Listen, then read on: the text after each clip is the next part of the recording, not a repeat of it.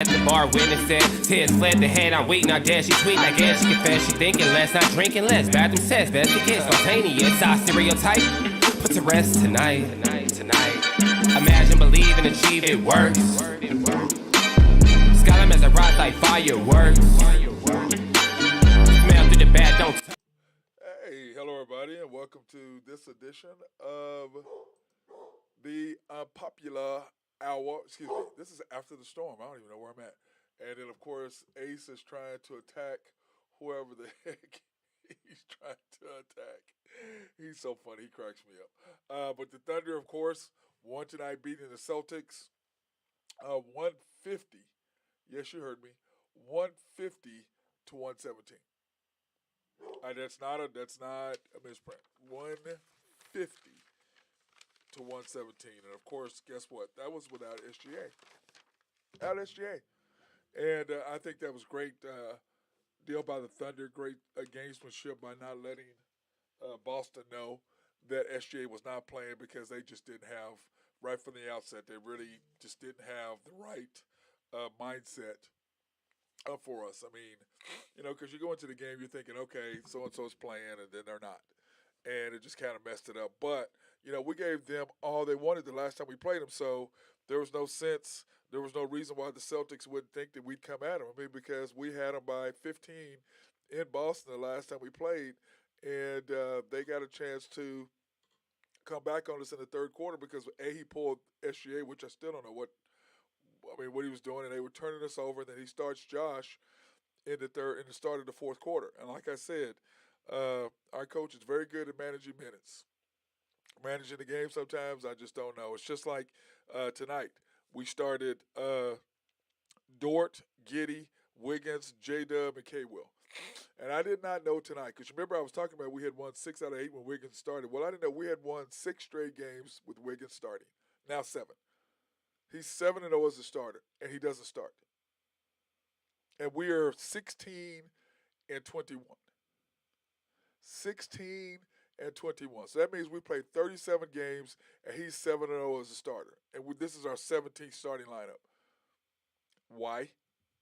If a guy is 7-0 as a starter, and we want to win, I'm starting that guy. But like I said, I told you what my best lineup was. I liked SGA, Dort, Giddey, Wiggins, and Poku. That's the lineup that I liked. Now, of course, Poku is hurt right now, but that's the lineup I liked. I'm like, and then you're winning 6 out of 8 with that, and you don't continue to use it.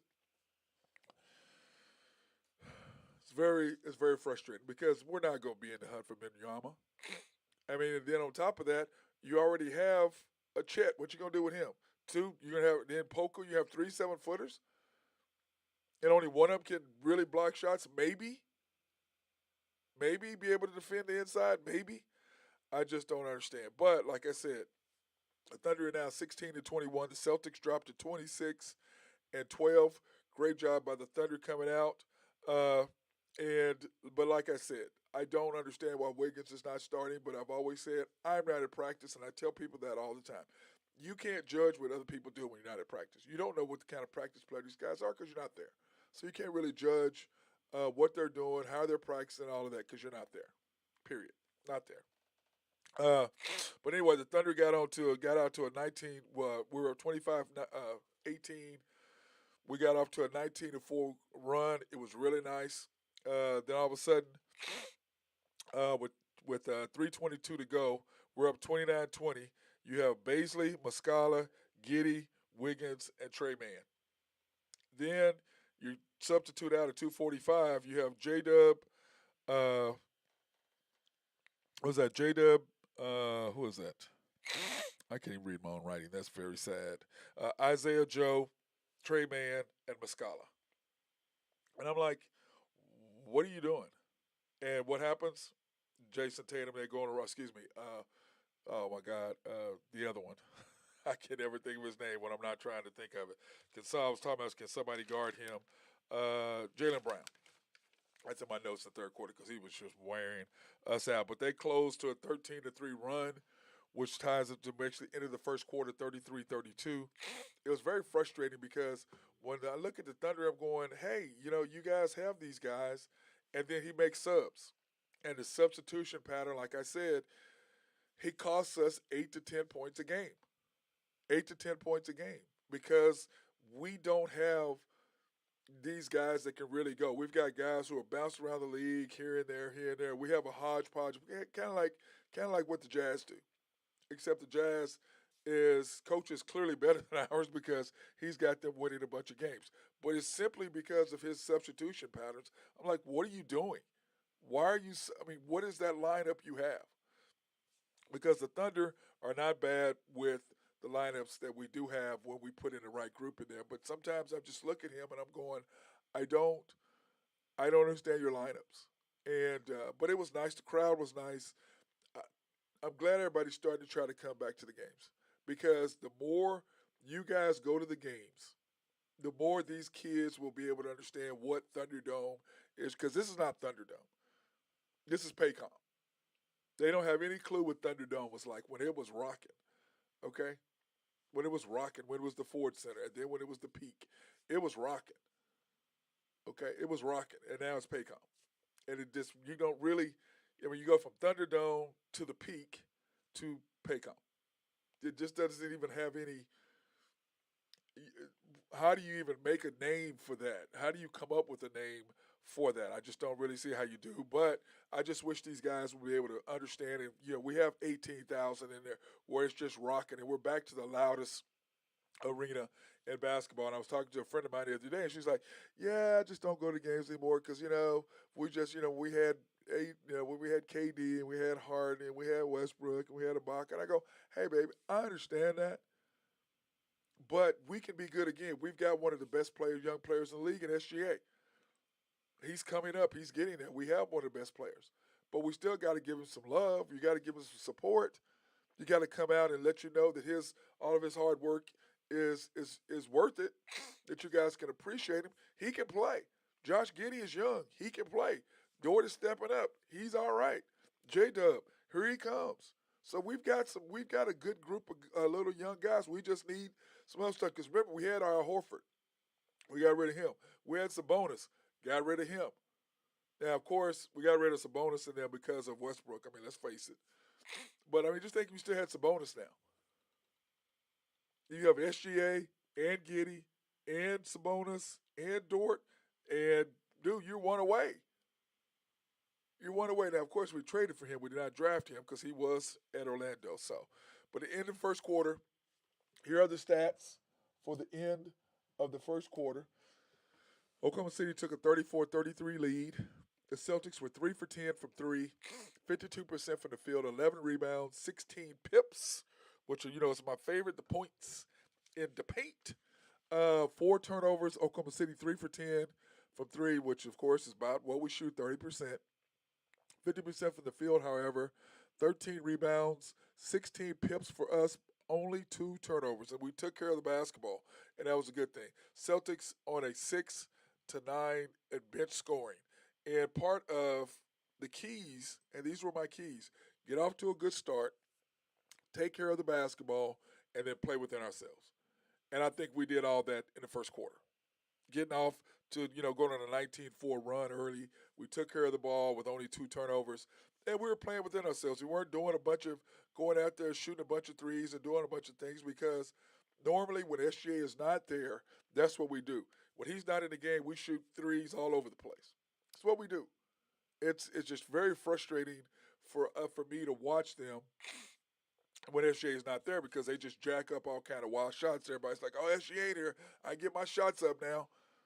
Well, yeah, but he's our best player, and he makes y'all better. Y'all are role players. Y'all aren't all-star players. You're a role player, so be what you are. Be the best that you can be. Start of the second quarter, 34-33. We start out with Trey Mann, Isaiah Joe, J-Dub, and Jay Will. It was good seeing Jay Will, and then, of course, Lucas Dort. And then, when I looked at it, this is an awful small lineup for us, but we're small. I mean, we are a 6'5" to 6'9" team. That's what we're loaded with. We have no bigs other than Poku at 6'11". I mean, we're 6'4", 6'5" to 6'9". That's where we're at.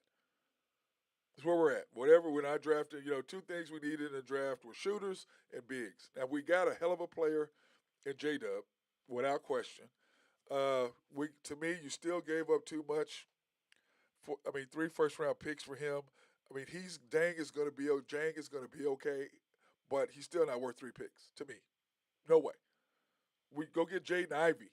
That's 3 picks. Sharp. That's 3 picks. Him. That's a project. But once again, we love European style players.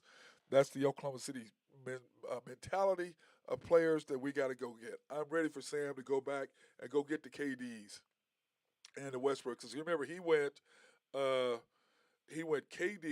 We had oh my God, I can't think of his name. We just played against him.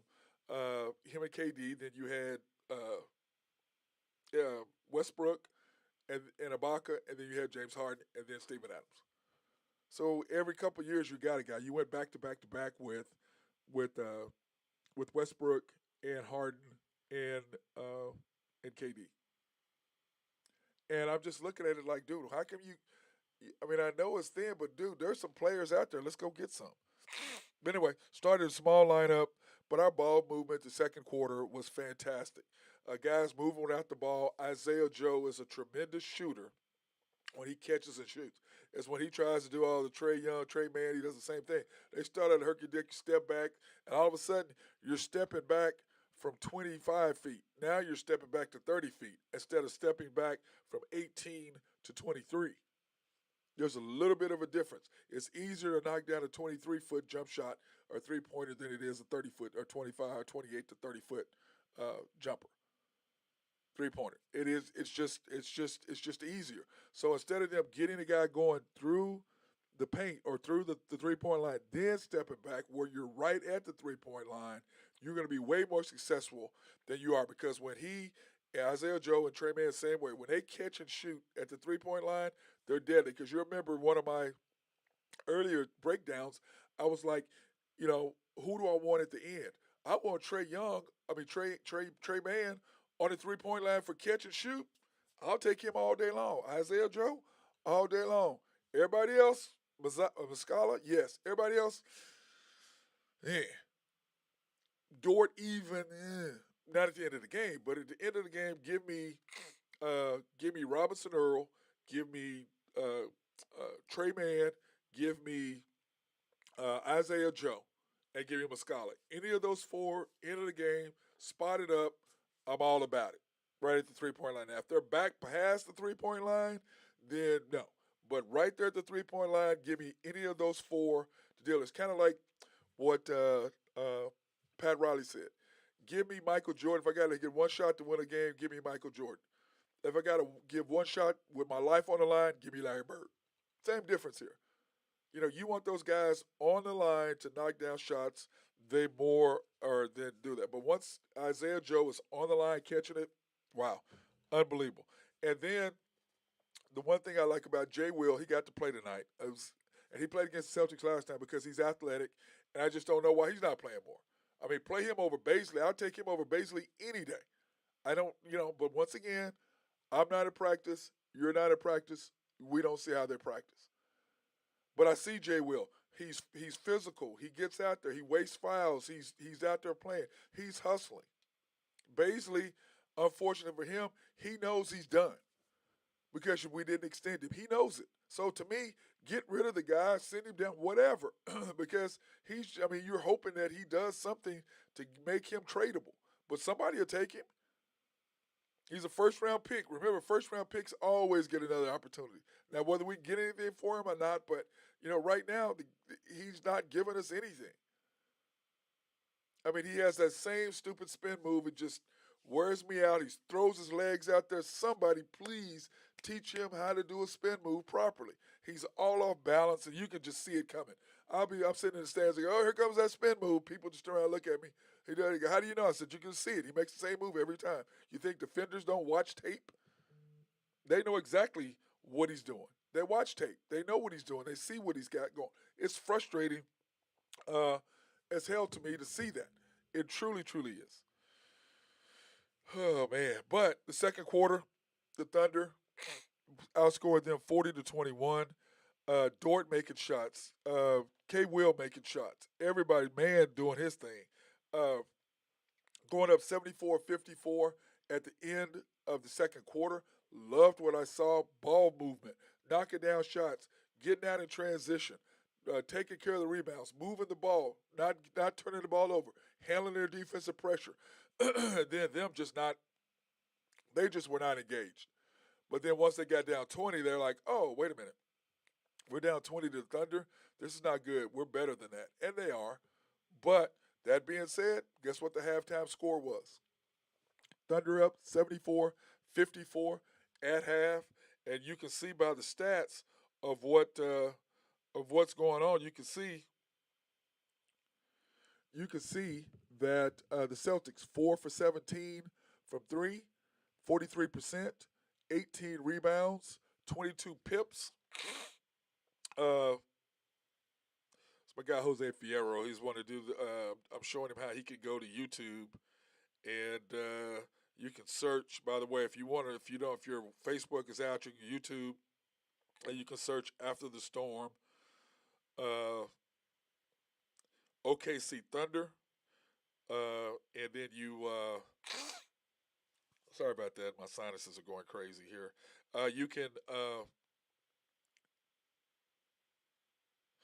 You can search that and you can pull it up and you can get all of our games. And then, of course, you subscribe, hit the like button and notification every single time. And you can watch the show because he was letting me know that he got restricted on his account just like I did on mine. Drove me crazy the fact that Facebook did that on me, but it is what it is. 43% from the Celtics, 18 rebounds, 22 pips with 9 turnovers. 9 turnovers. Oklahoma City 7 for 20.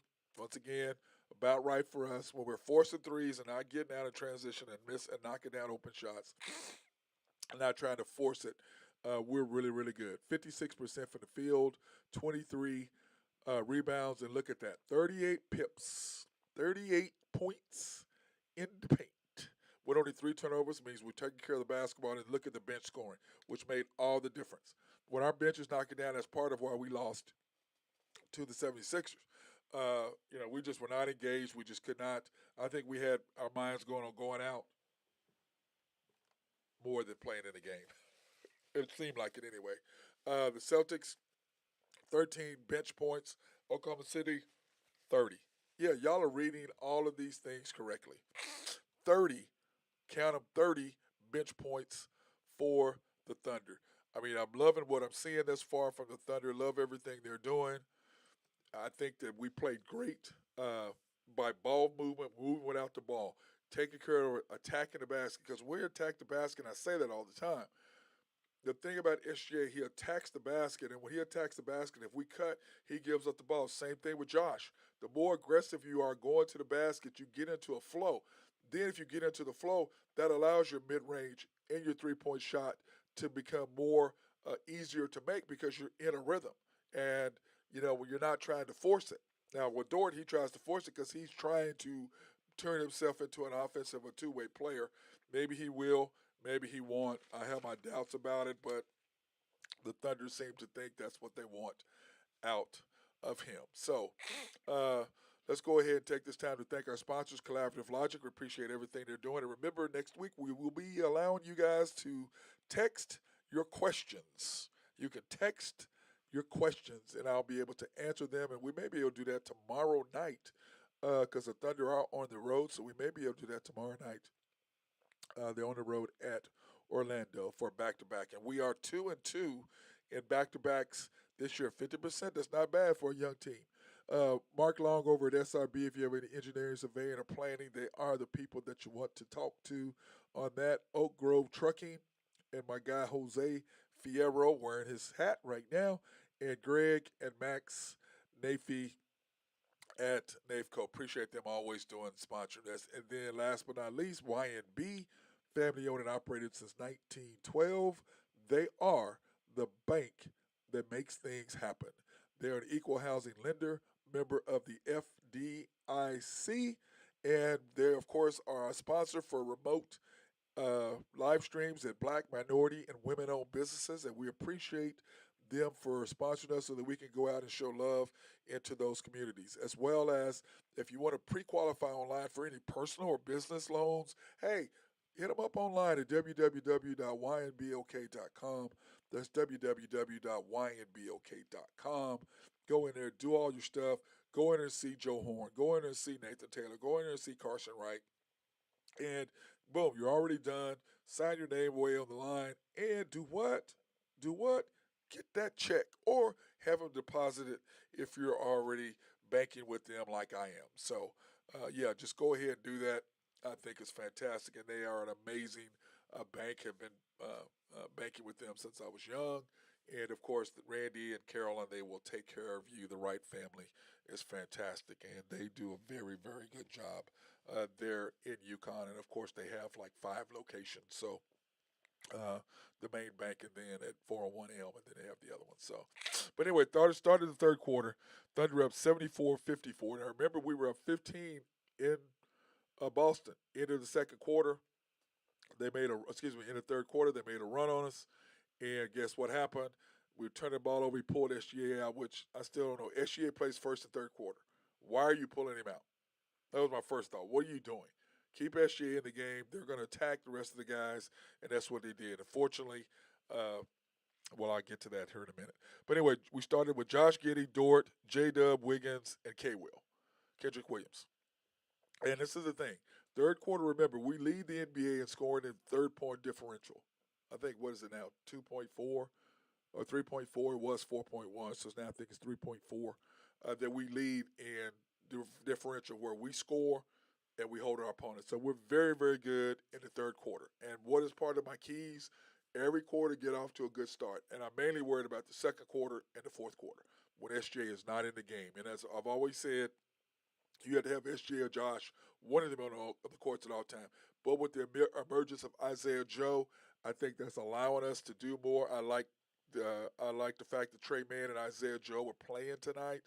They worked well together when you didn't have Josh on the floor. Both of them could handle the ball and handle Boston's pressure.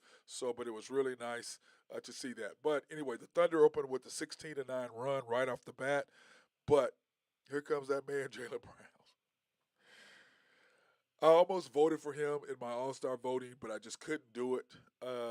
Tomorrow night I'll show you who I voted for, because remember, you can vote all the way up till, the 21st, I think, or something like that this month. So vote for SGA as much as you can, and I will show you who I voted for in my deal. So, but anyways, that man, Jaylen Brown, he's just a beast. He was just killing us. We had no answers because, of course, Dort was guarding Jason Tatum, who was – I'm gonna give 60% to Dort frustrating him and 40% to him not being engaged.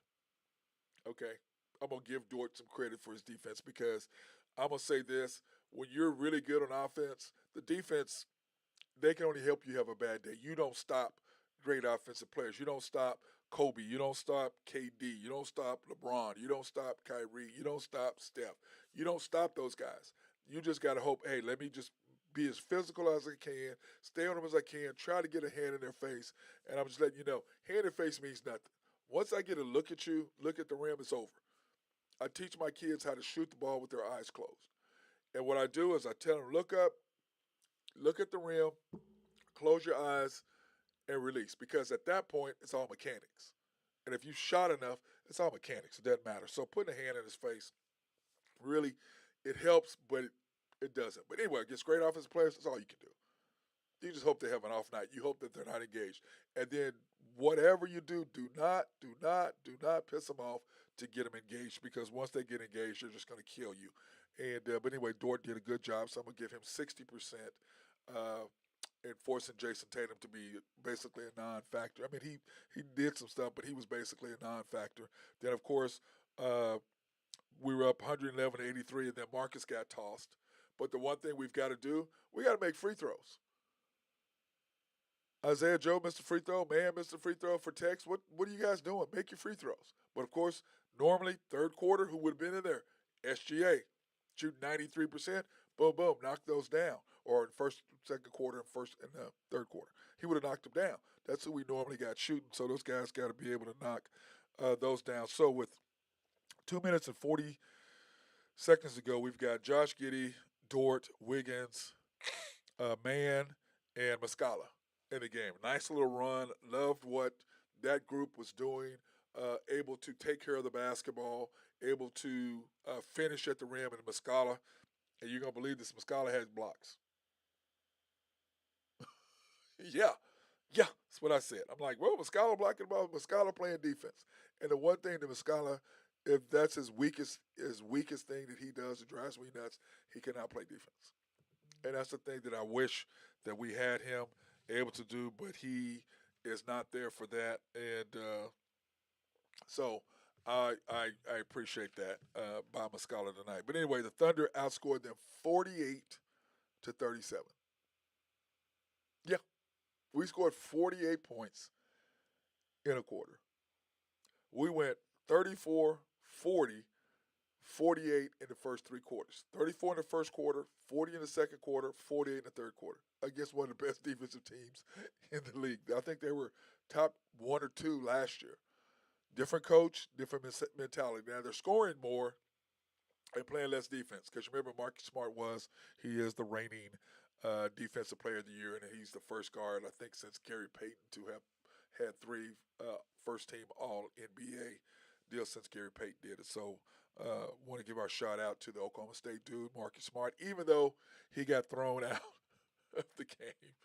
And I'm not sure if he wanted out or if he was just frustrated because at that point we're up 111-83. Did Marcus really want to play, or is he just like, you know what? I'm out. I went to Stilly last night, went to Joe's, had a good time, and in Stillwater came on back. So did he really want to play or no? Down that much. I mean, you're down what at that point? 30? I mean, I mean, I don't think he really wanted to. I think he wanted out. That's just me. Uh, third quarter stats. Here they are. At this point, I went ahead and left or I left right at halftime because I knew. But at this point, I knew that it was over. And, my guy Drew Hinthorn of HuskerDrewPicks.com. By the way, yes, Drew, you did pick the over. I think, did you take the Thunder or you took the over? I know you took the over because we were talking about that today on the show. I have another show called The Unpopular Hour, a daily sports talk show that we have, a live stream. Drew Hinthorn of HuskerDrewPicks.com. That was one of his picks today, was that the Thunder, because we were talking about that. He was like, oh, yeah, give me the under. And then I said, he goes, he intentionally got thrown out because he wanted to hit the showers. Drew, leave Marcus alone, man. Anyway, into the third quarter, the Thunder up 122-91. The Celtics were 7 for 25. 7 for 25 from three. That means we got great defense on those guys. 49% from the field. Don't know how. I mean, that's a lot. That's giving up a lot of field goal percentage, but that's because they were knocking down shots inside and taking us off the dribble anytime they wanted. But with the Thunder going 15 of 31 from three, they're scoring every time at two, and then after they missed, we would score again. So the lead kept getting bigger and bigger and bigger. And then they started throwing up threes. It was just too late. 27 rebounds for the Celtics, 36 points in the paint with 14 TOs. Oklahoma City shooting 60%. Yes, I said that. 60%, but of course we're shooting 49.5% from three with 31 rebounds, so we're out-rebounding them in the pips. We're just killing them in the paint. I mean, we're just going to the basket, taking them off wheel, dunking on them, just doing whatever the hell we wanted. Up 60 to 36 in pips and points in the paint. But once again, only 6 turnovers. And remember, they killed us last time in the third quarter. So we took care of the basketball, which is part of one of my keys, was taking care of the basketball. And then you look at bench scoring. We only scored 6 points that quarter with bench players because we were just killing them. I mean, offensively, our guys were really, really, really playing well, the starters. The Celtics only 21 bench scoring points. And then, of course, to start the fourth quarter, the thing is this, as a coach at that point when you're winning, you're going, hey, listen, we got to stay engaged, stay focused. Do not lose your focus, because you lose your focus, it's over. You lose your focus, it's over. So the fourth quarter, Thunder up 122-91. They start J-Dub, man, K-Will, Isaiah, Joe, and Williams. So, you look at this group, you're like, okay, here we go. And what did the Thunder do? Hey, just keep putting it on them. There's not a lot I can say about the fourth quarter. I mean, we only scored 28 points. They scored 26. There's a lot of bench guys in the game, and guys are doing stuff, trying to shoot and do things. But it was the fourth quarter, and we're up 30. They weren't coming back. Time for you to see the bench guys let them go out there, get some points. Uh, there's not a lot I can say. Okay, there's not a lot I can say. The Thunder, of course, end up winning. What was I'm gonna see what the final stats over here was 150-117 was the final score, and of course the Thunder and the Lakers are now tied. I'm gonna pull up the fourth quarter here in just a second, but the Thunder, of course, are now tied with the Lakers, and of course my guy Drew Hinthorn of HuskerDrewPicks.com and Randy White of YNB now both have a bet on which team is gonna have the most wins. Oh, it's 16-21. This is gonna be fun watching this go down to the final deal. I'm gonna enjoy that thoroughly. Trust me on that. I'm gonna enjoy that. So the end of the fourth quarter, the end of the game, the final score: the Celtics losing 150-117, dropping to 21-12. The Thunder are now 16-21. Celtics 12 for 40 from three, 45%. So remember they were shooting 49. Dropped down to 45%. Rebounds only 38, 46 pips, 17 turnovers. Yes, baby. Which is what about our averages? Remember our averages at 17. Or 16 now, I believe. Oklahoma City 20 for 40 from three. Yep. That's the second game of this year, I believe, that we shot 50%. But again, starts on the defensive end, guys getting out, getting to baskets, getting into a flow of the game, you get into a rhythm, and then you're not trying to force threes, you're just catching and shooting, because once you can drive to the basket, you draw the defense out, you kick it. It's called the 3Ds. You drive, you draw, you dish. 59% from the Thunder from the field, 44 rebounds, 70 pips, points in the paint. Only 13 turnovers. Way to go, Thunder. Celtics 44%. Scooch had 44 points off the bench. The Thunder, once again, the bench players were scoring in the fourth quarter. So that's kind of telling, not telling a little bit, but that's kind of what that was. And then we do, if you watch the show, if you listen to me, I do a first half comparison versus second half comparison. The Thunder were 7 for 20 at half. We ended up going 13 for 20 the second half. The Celtics were 4 for 17. They ended up going 8 for 23 the second half. They were shooting 43% from the field. They ended up shooting 45. We were shooting 56% from the field, and we upped it to 59. We out-rebounded them by 5 in the first half. The second half, we out-rebounded them to end the game. It ended up being by 6. Points in the paint, we were up 16 points in the paint at halftime, and you can see right there that we outscored them by 24. So we gained 8 there in the second half. And this is the one thing I do is just try to see, okay, where we are, where did we gain, where did we lose, where did we stay even, and how do we do it? And you can see that we had 10 turnovers the second half to their 8. But once again, we were playing a lot of guys in the fourth quarter, so that has something to do with it. They had 0 turnovers in the fourth quarter, and we had 3, I believe. So, or we had, yeah. Bench scoring, Celtics had 13 at half, ended up with 44, so they had 31 points in the second half. We only had 24 points, bench points, in the second half. When you look at the box score tonight, you look at our starters. J-Dub 21, K-Will 10, Wiggins 17, Giddey 25, Dort 25, and then of course Isaiah Joe and Trey Mann with 21 each. So we had 5 guys with 20 or more points against one of the best defenses in the NFL, or excuse me, NBA. Perfect. J-Dub, of course, 21 points, 10 for 17, workmanlike, 0 for 4 from 3 with 3 ribbies, and 6 assists. K-Will, 10 points, 3 for 6. That's Kendricks Williams. 10 points, 3 for 6, 2 for 3 from 3, 5 rebounds. So when he takes his time, he's shooting wide open. He can do it with 3 assists. Wiggins, man, I love Wiggins. I just don't know why he's not starting. 7-0 as a starter. 17 points, 7 or 8 from the field, 2 for 2 from 3, 5 ribbies. Josh Giddey, nice day by him. 25 points taken up for our boy SGA while he's out. 10 for 15 from the field, 5 rebounds. No threes tonight. So Josh was SGA tonight, attacking the basket, and because they couldn't stop him. And Josh decides to go. He's got a nice little game.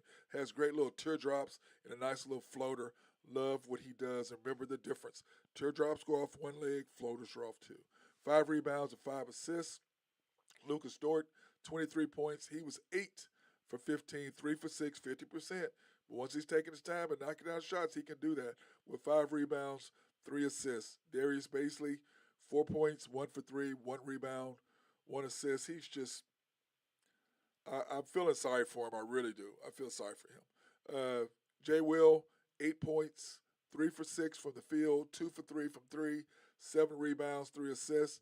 Once again, he was all over the place, made some great passes today and attacking the basket and doing what he does. Drew, my guy Drew, Hempthorne of Husker Drew Picks calls him down. It calls him a poor man's Dennis Rodman. I don't know if I want to give him that much love, but, whatever. Mike Muscala, 0 for 3, 0 for 2, and he needs SGA, and they need to know how to get Muscala open. Remember, SGA does a great job of driving towards Muscala's man, making him come grab him, and then he hits Muscala for the wide open shot. Really, really helps when you do that. Trey Mann, 21 points. Look at that. 8 for 11, 5 for 8, 6 rebounds, 3 assists. Isaiah Joe, 21 points. 8 for 13, 3 for 7 from 3 with 4 rebounds and 4 assists. And then look at Trey Mann, 2 blocks. I saw that. I'm like, really? Trey Mann, 2 blocks. How about that, big boy? Trey, get some shots blocked. How about that, bro? Let's not say that you're now a shot blocker, but, we shall see. But anyway, I liked what I saw from the Thunder. I appreciated what they did. Once again, people start going to the games. Give these guys some love. Let's bring this back to Thunderdome. Okay? We can't call it the Peak because Chesapeake is not the sponsor anymore, and it's Paycom. So let's get it back to Thunderdome, okay? Let's get it back to the Thunderdome where it's rocking, where, it's 18,400, whatever we have. People are there. It's just fantastic. I know you don't know them, but I promise you, our team is young. They're exciting. We've got one of the top players in the NBA. And by the way, don't forget to go to NBA.com and vote for SGA to get him in. And like I said, tomorrow I'm going to put my vote. I'm going to show you who I voted for the East and the West for my all-star teams. And but I'm going to be voting for SGA every day so that he can get in. Remember, I don't even know if you know this, but if you vote, you get a chance to get in the running for 2 tickets to the NBA All-Star Game in Salt Lake. I'm not necessarily wanting to go to Salt Lake, so if I got the 2 tickets, I would just give them away to somebody and say, hey, y'all go to the All-Star Game. I have no desire to go to Salt Lake City. That's just me. So that being said, the Thunder once again improved to 16-21 with a 150-117 victory over those pesky Celtics. And, hey, way to go, Thunder. Beat the Celtics. Anytime the Celtics lose, I'm not unhappy, and neither is my guy, Drew Hempthorne of HuskerDrewPicks.com. Go Cowboys. I'm not going to say the other for you, Drew. That's on you. That being said, everybody have a great night.